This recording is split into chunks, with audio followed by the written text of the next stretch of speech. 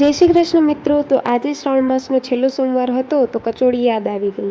તો તેને બનાવવા માટે પહેલાં બટેટાનું ટ્રાન્ઝિશન કર્યું. ત્યારબાદ કાજુ અને કિસમિસને એકદમ બારીક કાપી લીધા. હવે સિંગના ભૂક્કાને થોડું ડ્રાય રોસ્ટ કરી લેશું. ત્યારબાદ તેમાં ટોપરાની છીણ એડ કરી લેશું અને તેને પણ ડ્રાય રોસ્ટ કરી લેશું.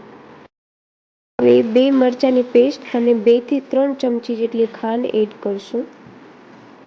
ત્યારબાદ થોડો લીંબુનો રસ, કાજુ અને કિસમિસને એડ કરીને વ્યવસ્થિત રીતે મિક્સ કરી લેશું.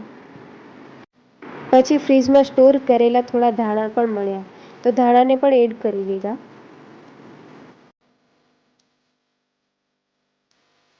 બસ તો હવે મસાલો એકદમ રેડી થઈ ગયો છે. તો થોડું બટાકાને પણ ટેન્શન આપીએ. ચાલો તો હવે બાફેલા બટાકાને મેશ કરી લઈશું અને તેમાં થોડો રાજગરાનો લોટ ઉમેરીશું. ત્યારબાદ રેડી કરેલા મસાલાના આવી રીતે લાડવા વાળી લઈશું.